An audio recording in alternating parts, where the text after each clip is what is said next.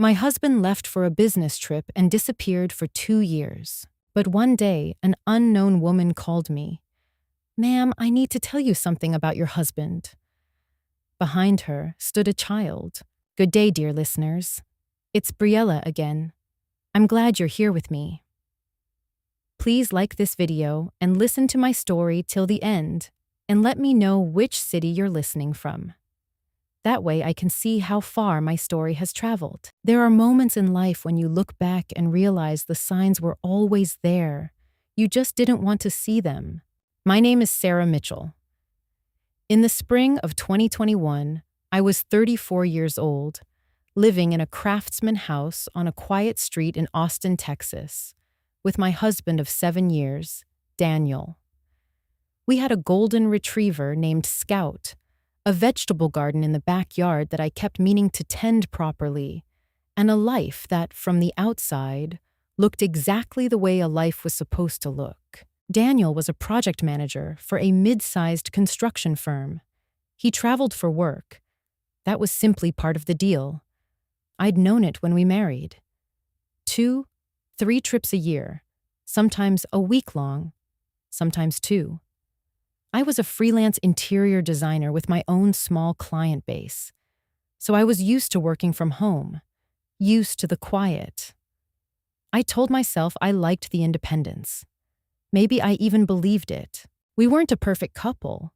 Who is? We argued about money, about whose turn it was to call the plumber, about the fact that Daniel had stopped coming to my mother's Sunday dinners. But we had history.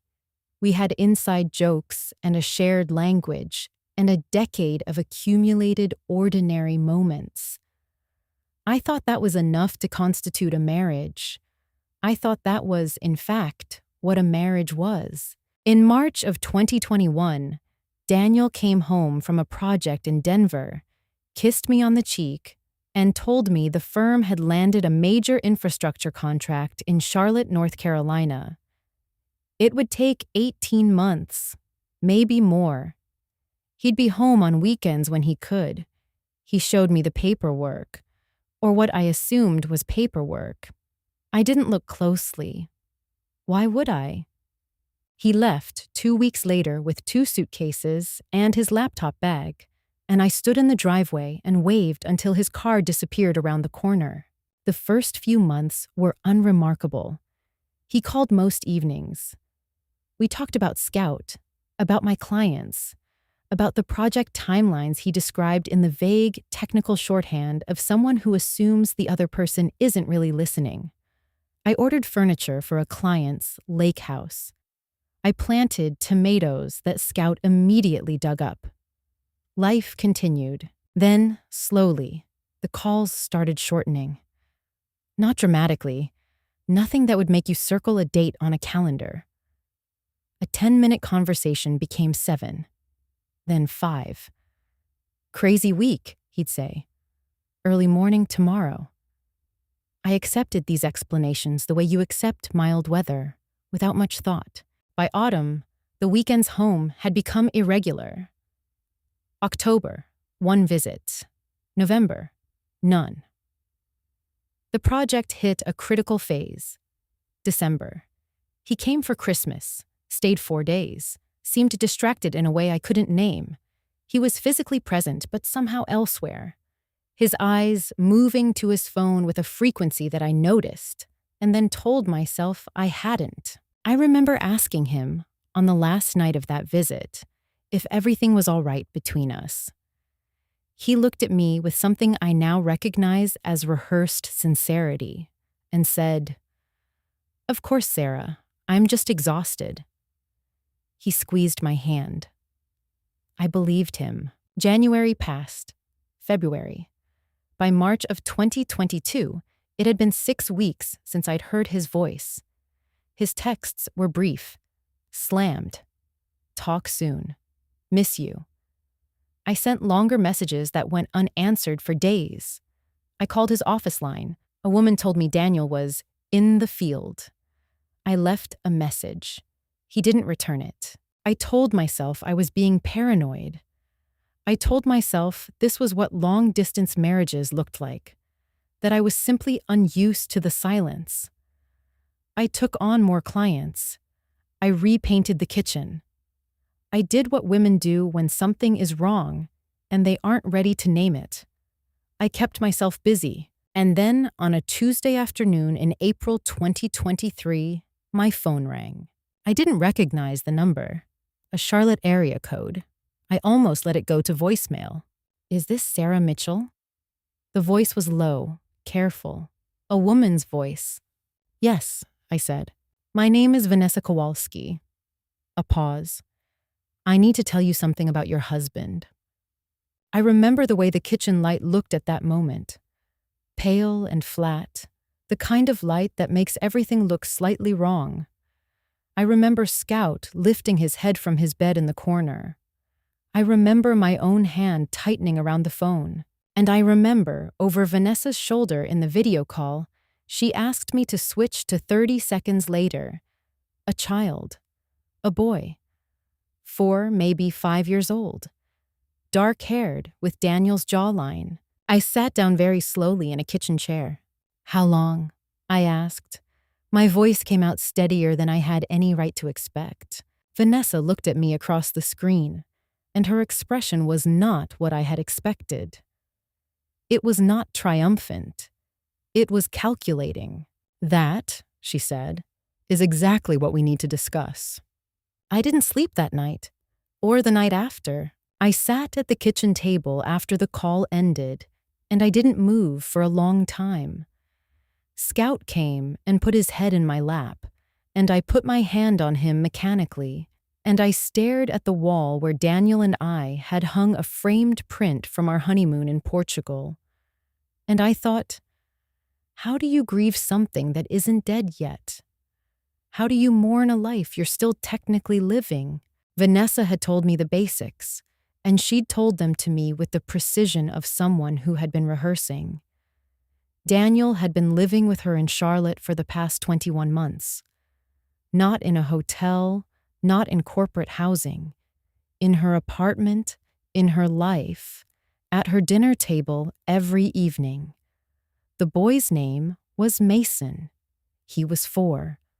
The math, which I did automatically and without wanting to, was unambiguous. Daniel had gotten another woman pregnant during one of his work trips while we were married, while I was here in Austin, planting tomatoes and repainting the kitchen and telling myself I was being paranoid. I didn't cry that first night. I think I was too far past the register of ordinary emotion for tears to be the right response. What I felt was something colder and more structural. The sensation of an entire architecture collapsing inward. 7 years. The house. The joint bank accounts. The life insurance policy where we were each other's beneficiaries. The retirement accounts I hadn't checked in 2 years because Daniel handled the finances. That last thought was what made me get up from the table. I went to my laptop and I opened our online banking portal. It took me 3 attempts to remember the password. Daniel had set it up, had always been the one to log in. When I finally got through, I sat very still and looked at the numbers. Our joint checking account, which should have held somewhere around $12,000, held $411. Our joint savings, $22,000 at last count, had been drawn down to just under $3,000 in increments spread across 18 months, each withdrawal small enough not to trigger an automatic alert. The investment account we'd opened together in 2019 had been liquidated entirely. $47,000. Gone. I closed the laptop. I opened it again. The numbers hadn't changed. He hadn't just taken 2 years of my life. He had been systematically dismantling our financial foundation, quietly, methodically, while I thanked him for handling things. I thought about Vanessa, the way she'd looked at me on that video call, not guilty, not apologetic, but watchful, strategic. She had called me for a reason, and I was not naive enough to think it was out of solidarity. She wanted something. I didn't know what yet, but I knew that whatever she was offering me, it came attached to a cost. The fear, when it arrived, was specific and physical. It settled in my chest and made breathing slightly effortful for the better part of a week. I was afraid of being financially destroyed. I was afraid of the legal complexity of a marriage where one spouse had essentially been absent and fraudulent for 2 years. I was afraid of being the woman in the story that people pity, the wife who didn't notice, who was too trusting, who let it happen. But underneath the fear, something else was forming, something quieter and more durable. I had a house, in my name as it happened, because Daniel had had a credit issue when we'd bought it, and we'd agreed to put it in my name alone. I had a professional reputation and clients who trusted me. I had 7 years of marriage that, legally, entitled me to half of everything we had built together, including everything he had moved without my knowledge or consent. Moving marital assets without a spouse's consent isn't just morally wrong. In Texas, it has a name. It's called fraud on the community estate. I knew this because my college roommate, Diane, was a family law attorney in Dallas. I called her on Thursday morning, 4 days after Vanessa's call. I told her everything. She listened without interrupting, and when I finished, she said quietly, but with unmistakable certainty, "Sarah, he made a serious legal error." That was the moment the fear didn't disappear, but it rearranged itself into something I could use. I got out a legal pad. I wrote at the top, what I know, what I need to prove, what I need to protect. Then I started writing. The plan was simple in outline, if not in execution. First, retain Diane formally and file for divorce before Daniel knew it was coming. Second, file a motion to freeze remaining joint assets immediately. Third, document every financial transaction he had made without my consent. Fourth, establish, through whatever means necessary, the full picture of his second life in Charlotte, not for revenge, but because in a Texas divorce court, fault matters. Adultery and fraud on the community estate would affect the property division significantly. I also needed to understand Vanessa's role in this. She had called me. She was not a passive figure. And passive figures do not make calculated phone calls to estranged wives. I didn't call her back. Not yet. I wanted to know more before I gave her any more of myself. I poured Scout's food, made myself eat something, and sat back down at the legal pad. Outside, Austin was going about its Tuesday business. Lawnmowers, a distant siren, the neighbors' wind chimes. Normal life, continuing without my permission. What would you have done, I thought, if you'd found out 2 years earlier? I pushed the thought aside. 2 years earlier was gone. What I had was now. I picked up my pen. I drove to Dallas on a Friday morning with a manila folder of bank statements and a list of questions, and sat across from Diane in her office on the 14th floor of a glass building downtown. Diane had been my roommate for 3 years at UT Austin. She was precise and unsentimental in the way that the best lawyers are, and she looked at my documents the way a doctor looks at an X-ray, without emotion, but with complete attention. "First thing Monday," she said, "I'm filing the petition for divorce. We're going to request a temporary restraining order on all remaining joint financial accounts simultaneously. That prevents him from touching what's left before the court gets involved. Can he fight the TRO? He can try. But the transaction history you've brought me..." She tapped the bank statements. "This is going to be very difficult for him to explain. 18 months of systematic withdrawals, consistent with a pattern of concealment. A Texas court will not look kindly on this." I asked her about Mason, Daniel's child with Vanessa.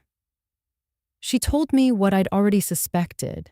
His paternity, if established, would not directly affect my divorce settlement, but it would corroborate adultery, which in Texas is a recognized fault ground. A judge could, and often did, award a larger share of community property to the wronged spouse in cases of proven adultery combined with financial misconduct. How much larger? I asked. Diane looked at me steadily. Potentially significantly, especially given the fraudulent asset dissipation. We're going to build a very complete picture, Sarah. I drove back to Austin on Friday evening and spent the weekend in a state of deliberate calm. I told no one, except Diane.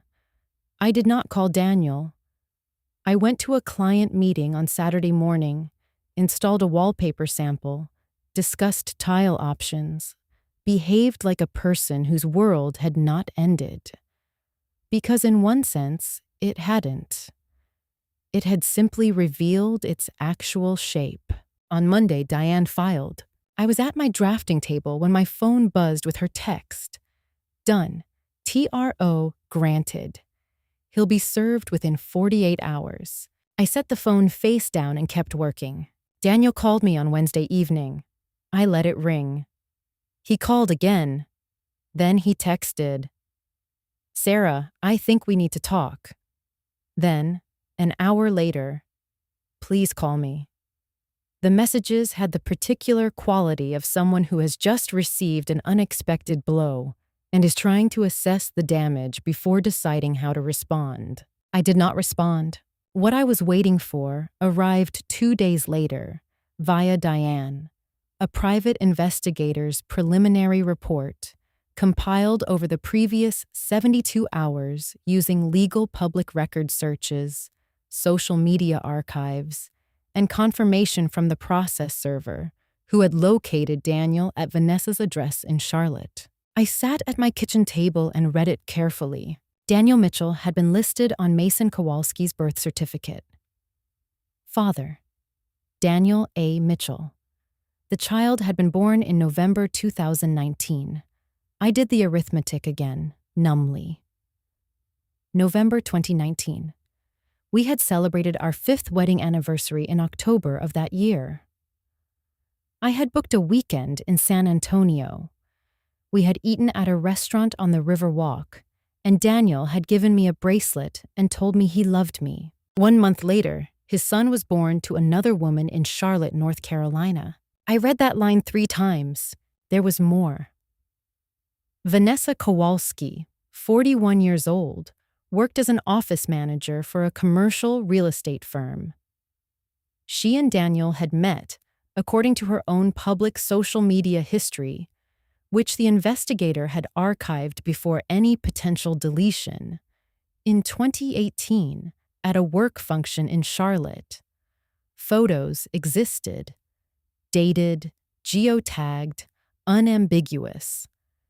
In several of them, Daniel was not wearing his wedding ring. I sat with that detail for a moment. Such a small thing. Such an ordinary act of erasure. The report also included something I had not anticipated. Financial records obtained through the divorce discovery process showed that Daniel had opened a separate personal bank account in Charlotte in early 2020, into which he had been depositing a portion of his salary, a portion that had never appeared in our joint finances. The account had been funded over 3 years to the amount of $63,000. $63,000, built quietly in parallel, while I had believed we were building something together. I called Diane. "This is the point of no return," she said. "Once I submit this in discovery, it becomes part of the court record. He will know exactly how much we know." "Submit it," I said. There was a brief silence on the line. "Sarah, I want you to be prepared. He's going to react. They both might." "I know," I said. "Let them." I hung up and looked around my kitchen. The repainted walls, the window over the sink, Scout asleep in a square of afternoon light. This was my house. My name was on the deed. I had 43 clients who trusted my work, a bank account in my name alone, and a family law attorney in Dallas who was, at that very moment, building a case that would document in exhaustive legal detail every lie Daniel Mitchell had told in the last 5 years. Was I afraid? Yes. But there is a particular clarity that comes when you stop waiting for a situation to improve on its own and decide to impose your will upon it instead. The divorce proceedings had begun. There was no going back now, for any of us. The retaliation came faster than I expected, and it came from both of them at once. On a Monday morning, 10 days after the discovery documents had been filed, I was meeting with a client in her home in the Travis Heights neighborhood, a full gut renovation of a 1940s bungalow, when my phone lit up with a number I didn't recognize. I let it go to voicemail and finished my meeting professionally, noted the client's preferences for the kitchen cabinetry, shook her hand, and walked to my car. In the parking strip outside, I listened to the message. It was Daniel, but not the Daniel I had known for 7 years. The voice on the voicemail was tight and clipped, the warmth entirely gone, replaced by something I could only describe as controlled hostility. Sarah, I know what you filed. I know what documents you submitted. I want you to understand something. I have a son. I have a life in Charlotte, and I will protect it. My attorney will be reaching out to Diane, but I'm calling to tell you personally, this does not need to be ugly. Pull back, and we can negotiate something fair for everyone. Fair for everyone. I played it back once. I saved it to my cloud storage and forwarded it to Diane. The call from Vanessa came that same afternoon. She did not bother with the restrained tone Daniel had used. She called from her own number this time, and when I answered, because I chose to answer, because I wanted to hear her directly, her voice was sharp and immediate. You want to make this a war, Sarah? Fine. But you should know, Daniel's income, the accounts, the assets, I know about all of it. I was there. I helped him plan it. And I will testify to whatever I need to testify to in order to protect my son's financial future. Are you hearing me? I let a beat of silence pass. I'm hearing you, Vanessa. Then hear this. If you push forward with the fraud claims, we will countersue. We'll say the marriage was effectively abandoned, that you were aware of the separation and consented to it. We have texts. Daniel and I both have texts, and we are prepared to submit them. I thought about that for a moment. I thought about the texts I myself had sent over the past 2 years. Miss you. When are you coming home? Can we talk tonight? Texts that documented in a time-stamped archive that I had never consented to anything of the kind. That's going to be a difficult argument to make, I said, given 2 years of me asking him to call me back. The silence on her end was brief but informative. Don't test me, she said and hung up. I sat in my car outside the bungalow for a few minutes. My hands were steady. I was slightly surprised by that. I sent everything to Diane, the voicemail, the notes from Vanessa's call, timestamps, exact quotes. Diane called me back within the hour. Her threat about countersuing for abandonment is legally baseless in Texas, she said. Abandonment requires the departing spouse to have left the marital home without consent or justification for at least a year. Daniel left for work, with your knowledge. He maintained the appearance of the marriage, accepted its financial benefits, and misled you about his intentions. No Texas judge will buy an abandonment narrative. What about the claim that she'll testify against me? Let her. Every time she opens her mouth in a courtroom, she confirms the affair. She's not a sympathetic figure, Sarah. She's a woman who helped a married man hide assets from his wife for 3 years. That's not a witness the opposing counsel wants center stage. That was the moment I understood that their aggression was, in its own way, a form of desperation. What followed over the next 2 weeks was a sustained campaign of pressure. Daniel's attorney sent aggressive letters questioning my financial claims. Vanessa called twice more. I recorded both calls legally, with a single-party consent notice I had already researched under Texas law. A mutual acquaintance of Daniel's and mine called, ostensibly, to check in, and spent 12 minutes trying to suggest that I was making things worse for myself. I thanked him politely and ended the call. Then, one Thursday evening, Vanessa drove from Charlotte to Austin. She showed up at my house. I looked at her through the glass panel beside my front door before I opened it. She was tall, dark-haired, and she had dressed carefully for this, the kind of outfit that projects stability and reasonableness. Behind her, parked at the curb, was a rental car. I opened the door.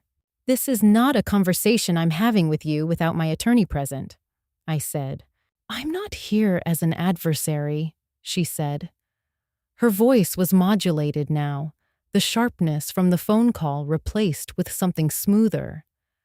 "I just want to talk, woman to woman, 10 minutes. "No," I said. "Goodbye, Vanessa." I closed the door. I took a photograph of her rental car's license plate through the window and sent it to Diane.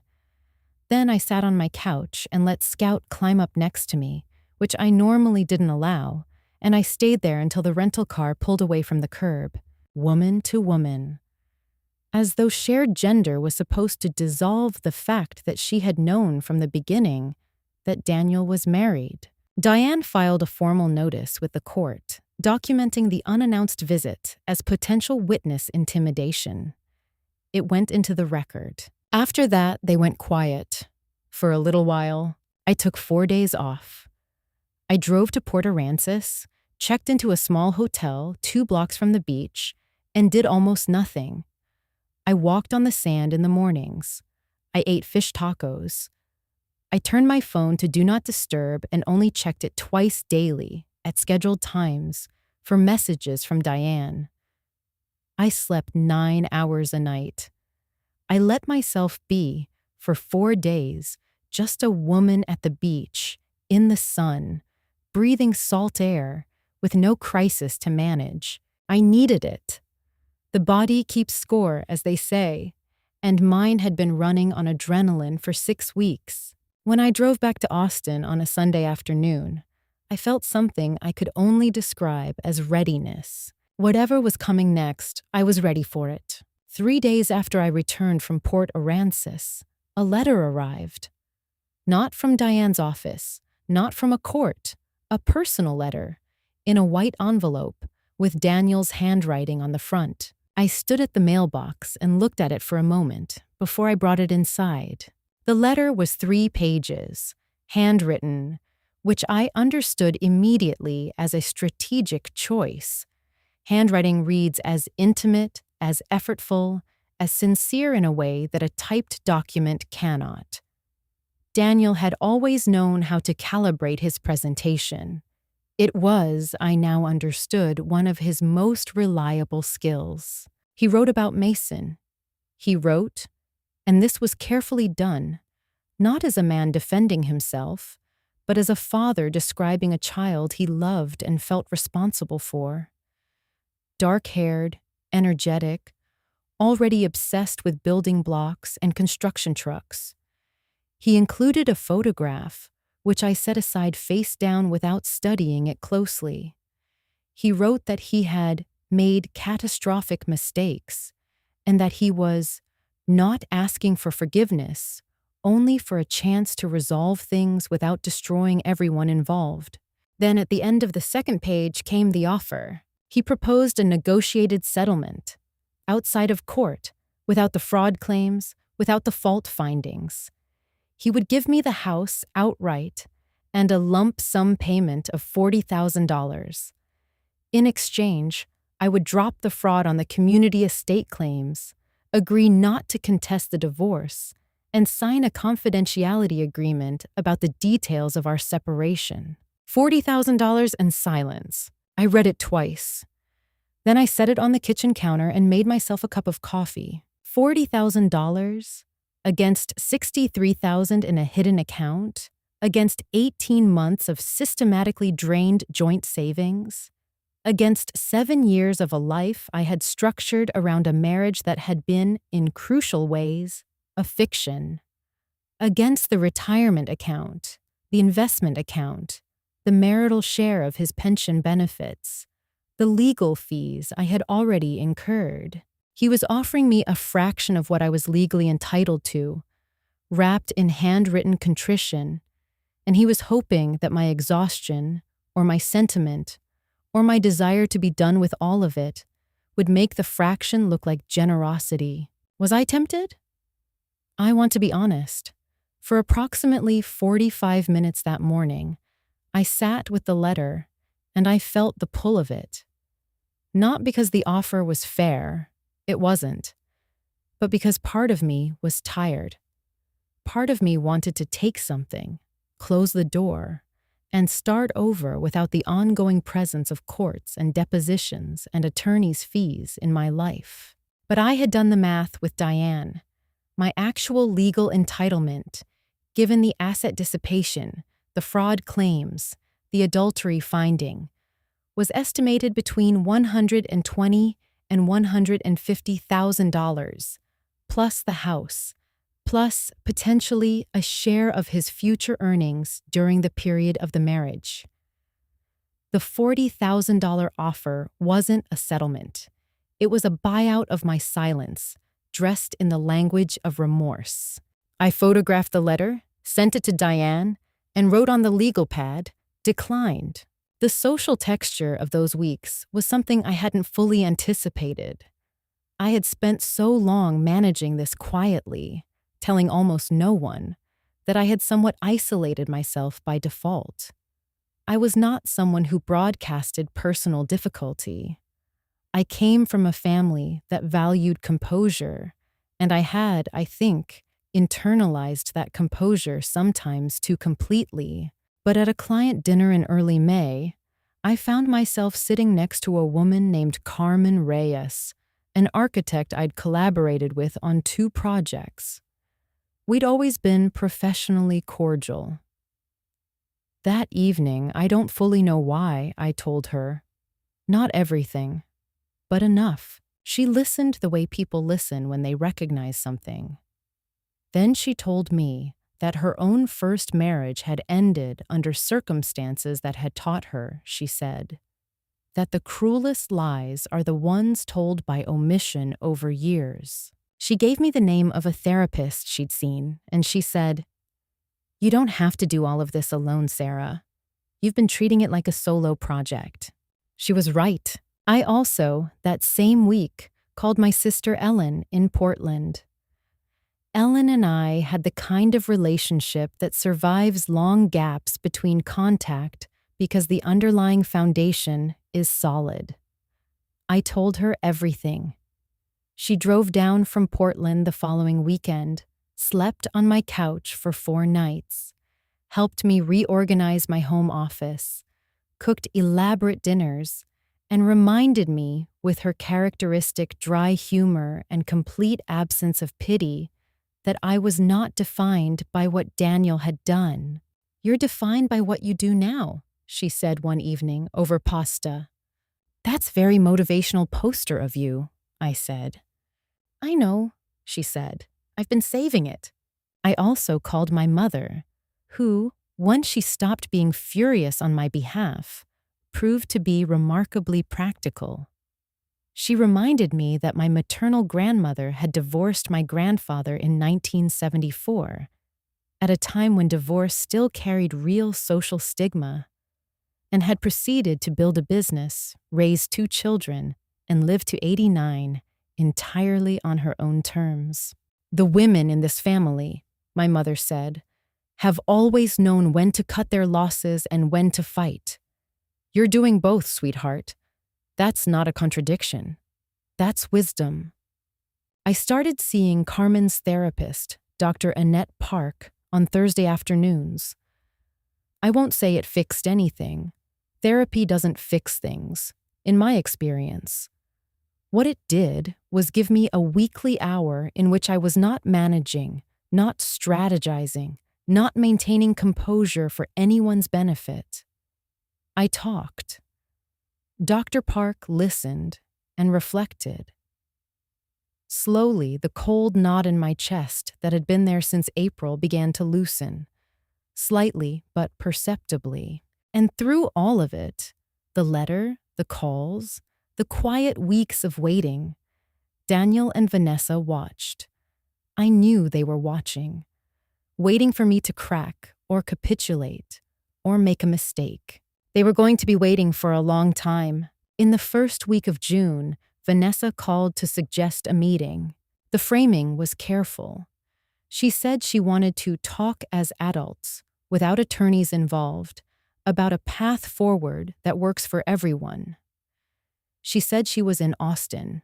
She didn't explain why, and that she would like to meet somewhere neutral. A coffee shop, perhaps. I thought about it for 24 hours. Then I consulted Diane, who said, "You can meet her, but record it. Texas is one-party consent. And say nothing about strategy, figures, or legal positioning. You are there to listen." I agreed to meet at a coffee shop in the South Congress neighborhood on a Thursday afternoon. I arrived first, chose a table near the window in full public view, set my phone to record and slipped it into my jacket pocket, and ordered a black coffee. Vanessa arrived with Daniel. I had not been told Daniel would be present. I absorbed this without visibly reacting, though I noted it for what it was. The first small violation of the stated terms. He looked thinner than the last time I'd seen him, at Christmas, 2022. There were shadows under his eyes. He was dressed in the kind of deliberately casual clothing that men wear when they want to appear non-threatening. And he sat down across from me with an expression that I can only describe as practiced contrition. "Sarah," he said. "Daniel," I said. We looked at each other across a coffee shop table as though we were strangers who had been briefly introduced, which I suppose was, by that point, accurate. Vanessa began. She was measured, composed, and she led with the child. Mason had adjusted well to preschool, she said. He was a good boy, a happy boy. She was not asking me to feel anything particular about Mason. She was presenting him as context, as a human reality that existed beyond the legal dispute. She was, I understood, trying to locate my sympathy and leverage it. "We're not here to fight," she said. "We're here because we want to show you that we're reasonable people trying to do right by everyone." "That's a kind intention," I said. Daniel leaned forward. "Sarah, I know I hurt you. I know nothing I say changes that. But what you're doing, the fraud claims, the full litigation, it's going to cost both of us. The attorney's fees alone. I'm aware of the costs," I said. "Is it worth it?" he asked. "Is it worth 2 more years of this for the difference between what we've offered and what you think you might get?" What you think you might get. The phrasing was precise and intentional. It was designed to reframe my legal entitlement as an uncertain aspiration, something speculative and possibly irrational, rather than what it actually was. A figure calculated by my attorney based on documented evidence of asset fraud. I looked at him and said nothing. Vanessa, evidently reading my silence as an opening, shifted her approach. "Sarah!" Her voice dropped, and the professional smoothness was replaced by something more direct. "I understand you're angry. You have every right to be. But I need you to understand something. Daniel's income is not as large as you may think it is.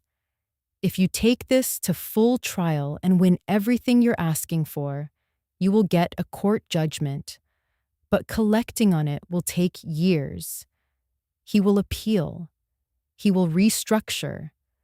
You will have won on paper and be financially dependent on a legal system that moves very slowly, while your own life is on hold. She paused and then added, "We can give you something real and certain and soon, or you can wait years for something theoretical." I listened to this. I listened to the entire, carefully constructed architecture of it. The reasonableness at the surface, the threat underneath, the appeal to my fatigue and my practical self-interest. And then I looked at her and I said, "Vanessa, the hidden account alone is $63,000. The drawn-down joint savings and investments bring the total to approximately $142,000 in documented dissipation. My attorney has 3 years of transaction records. What you're describing as theoretical, a Texas court is going to describe as evidence." Something crossed her face. It was controlled, but not quite controlled enough. "You're making a mistake," she said, quietly. The smoothness was gone. "I'll take that under advisement," I said. Daniel said my name and I turned to look at him, and I saw, for the first time since any of this began, something real in his face. Not remorse. Something closer to alarm. "Sarah," he said, "don't do this." "I didn't do anything, Daniel," I said. "You did. All of it." I picked up my coffee cup, finished what was in it, set it down, and stood. "I'm going to ask you both not to contact me outside of official legal channels going forward," I said. "Any further direct contact will be documented and submitted to the court. Have a good afternoon." I walked out of the coffee shop. On the sidewalk outside, in the June heat, my legs were slightly unsteady. I stopped at the corner and stood until they weren't. I was afraid. I won't pretend otherwise. The directness of Vanessa's threat, "You will get a court judgment, but collecting will take years," was not empty posturing. It described a real possibility, one Diane and I had discussed. Litigation is not surgery. Even the best outcomes are complicated and slow. But it was that specific fear, that specific vision of years of delays, of appeals, of being made to fight for what was already mine, that did something unexpected. It made me furious. And the fury was clean and useful in a way that the fear alone had never been. I would not be threatened into accepting less than what I was owed. I walked to my car. I got in. I started the engine. I sent the audio recording to Diane. The hearing was scheduled for the 3rd Thursday of July, in a courtroom on the 4th floor of the Travis County Family Law Center. I had been in that building 3 times prior, once for the initial filing, twice for procedural hearings that lasted less than 20 minutes each. This was different. This was the evidentiary hearing on asset dissipation and the final property division, and it would determine, in concrete terms, the financial outcome of 7 years of marriage. I wore a dark blue blazer and my grandmother's watch. I don't know exactly why the watch felt important, but it did. Diane met me in the hallway outside the courtroom at 8:45. She was carrying 3 accordion folders and had the focused, slightly preoccupied expression of someone who has prepared for this and knows it. "How are you feeling?" she asked. "Ready," I said. The courtroom was small and fluorescent lit and entirely unglamorous, which I found oddly comforting. Legal proceedings on television take place in soaring mahogany chambers. The reality is drop ceilings and plastic chairs, and a judge who drinks coffee from a travel mug. It reminded me that this was a practical process, not a theatrical one. I was not here for drama. I was here for the record. Daniel arrived with his attorney, a tall man named Prescott, who had a reputation, Diane had told me, for aggressive procedural tactics. Daniel did not look at me when he sat down. Vanessa was not present. She had no standing in the proceeding. But I learned later that she had been in the building that morning, in the lobby, waiting. Judge Caroline Reyes, no relation to my colleague Carmen, had reviewed the pre-hearing filings and the discovery documents. She was in her early 60s, with reading glasses on a chain and the particular manner of someone who has heard every variety of marital financial complexity and retains the capacity to be disappointed by none of it. Diane presented our case with the economy and precision of someone who knows the evidence is strong and doesn't need to embellish it. The transaction history: 18 months of withdrawals from joint accounts, documented and dated. The hidden Charlotte account, established in January 2020, funded to $63,000 over 3 years, source entirely from Daniel's marital period salary. The retirement and investment account liquidation, dates, amounts, the fact that I had not been consulted or notified. The birth certificate: Daniel A. Mitchell, father. Date of birth: November 2019, during the marriage. Prescott's counter-argument was that Daniel had used the Charlotte account to cover legitimate work-related expenses not reimbursed by the firm, and that the joint account withdrawals represented normal marital spending. Diane had anticipated both. She introduced Daniel's firm's expense reimbursement records, subpoenaed in discovery, which showed consistent and complete reimbursement of his work expenses throughout the relevant period. There was no category of legitimate, unreimbursed expense that could account for $63,000. Then came the audio recording. Diane played the recording of the coffee shop meeting in open court. I watched Judge Reyes's expression as Vanessa's voice, smooth and careful, described a strategy for making enforcement of any judgment slow and difficult, for restructuring assets to delay collection. The judge's face did not change dramatically, but she made a note.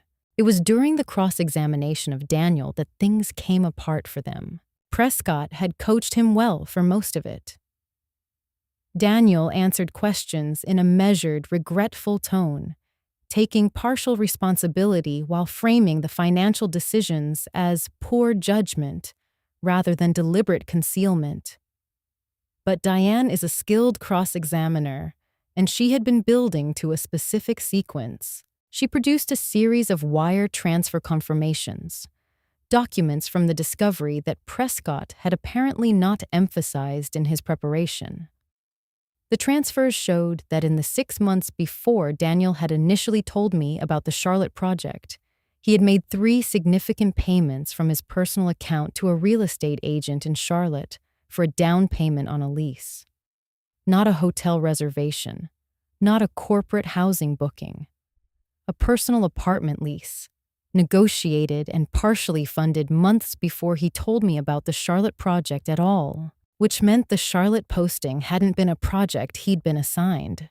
It had been an arrangement he had sought out and prepared for. The 2-year work trip had been planned in advance, at a minimum. "Mr. Mitchell," Diane said, "is it your testimony that the Charlotte assignment was initiated by your employer?" A pause. Prescott moved to object on relevance grounds. The judge overruled him. "Mr. Mitchell?" Daniel looked at the lease payments on the exhibit in front of him, and for a moment, just a moment, I saw him understand that the question had no safe answer. "I facilitated the assignment," he said. "There was a need, and I indicated I was willing to go." "You indicated you were willing to go," Diane repeated. "And you arranged your personal housing in Charlotte 3 months before telling your wife about the assignment." "I was—" "Yes or no, Mr. Mitchell?" Did you arrange the Charlotte lease before informing your wife of the assignment? Yes. The courtroom was very quiet. Judge Reyes set down her pen. She looked at Daniel Mitchell over her reading glasses for a long moment. Daniel looked at the table. Vanessa, I was told later, left the building at that point, before the ruling. She simply walked out of the lobby and drove away. Judge Reyes issued her ruling from the bench that same afternoon. Unusual, Diane had told me, and a sign that the judge considered the matter sufficiently clear to act without delay. I sat with my hands folded in my lap and listened. The court found that Daniel Mitchell had engaged in fraud on the community estate through the systematic diversion of marital assets, the concealment of income in a separate account, and the liquidation of joint investment holdings without spousal consent. The court further found that adultery had been established as a fault ground through the birth certificate, the documented timeline, and the financial evidence presented in discovery. The property division. The marital home was confirmed as my sole property. The court awarded me 100% of the remaining community property. It ordered Daniel to pay $131,000 within 90 days or face immediate wage garnishment. It awarded me 60% of his pension benefits accrued during the marriage and ordered him to cover my attorney's fees, $22,400. The total financial judgment, approximately $212,000 plus the house. Diane kept her expression professional until we were in the hallway. Then she allowed herself a small, satisfied nod. That's as complete a ruling as I've seen in a decade, she said. I leaned against the corridor wall and let out a breath I felt like I'd been holding for 4 months. Daniel's face, when I caught a glimpse of it as he left the courtroom, was the face of a man who has just understood the full weight of the choices he made. He did not speak to me. I did not speak to him. Vanessa, I was told, had left the building before the ruling was even issued. She had simply walked out of the lobby and driven away. The divorce was finalized 6 weeks later in a brief administrative proceeding. I signed the documents at Diane's office on a Tuesday morning, drove home, and sat in my car in the driveway for a little while. The Craftsman house looked the same as always. The porch, the garden, the oak tree that had been there long before either of us existed. It was my house, in every sense now. What I felt wasn't triumph. It was quieter. The particular satisfaction of a thing completed, fully without compromise, and documented permanently in a court record that would never change. Diane sent me a bottle of good Texas wine after the finalization. The card read, "For the record, you handled this with exceptional composure. D." I put it on the refrigerator. Scout approved. A 1.5 years is enough time for a life to find its new shape. I expanded my design practice in ways I'd been putting off for years. Hired an assistant named Priya, meticulous and fast, with strong opinions about tile. I took on my largest commercial project to date in the Mueller neighborhood. I spent a weekend in Mexico City and found myself photographing tile work obsessively, the way you do when your creative attention has been released from somewhere it had been held. The house I made more fully mine. I painted the bedroom the color I'd wanted for 2 years, but that Daniel had called too dark. I adopted a second dog from the shelter, a hound mix named Rosie, who became Scout's best friend within a week. Carmen became a genuine friend. Ellen visited 3 times and finally admitted she'd never liked Daniel, which made me laugh harder than I had in months. The financial judgment was paid in full by February, not voluntarily. Diane had filed for wage garnishment on day 91, and compliance became prompt. $212,000. I paid off the house, invested a portion, and set aside what I privately called the Never Again Fund. Liquid savings in my name alone that no one could touch. As for Daniel and Vanessa, they did not marry. The relationship, built largely around the shared project of managing me, developed serious fault lines once that project collapsed against them. The judgment had required Daniel to liquidate much of the Charlotte account, and Vanessa, who had been partly drawn to his apparent financial stability, experienced that change acutely. By the following spring, they were no longer together. Daniel was paying child support, living in a smaller apartment, navigating professional complications the litigation had created. Vanessa was raising Mason largely alone, having stepped back professionally. I took no simple satisfaction in this. Mason was innocent, and her difficulties were also his. But Vanessa had known exactly what she was participating in. She had called me with a calculation, not a conscience. The consequences that followed were the natural result of her choices. On a Tuesday morning in late October, I stood in a half-renovated commercial space, exposed brick, good east light, the smell of sawdust, reviewing final specifications with my contractor. I thought briefly about the woman who had stood at a mailbox answering a stranger's phone call, about to have her life rearranged. She hadn't known the rearrangement would result in something better than what came before. I'm glad she didn't. She needed to find that out for herself. What I learned: know your rights, document everything, and never let exhaustion make you accept less than what you're owed. Being alone is not defeat. A life rebuilt on your own terms can be finer than what came before. So, what would you have done in my place? Leave your answer below. Subscribe for more stories like this. Thank you for listening.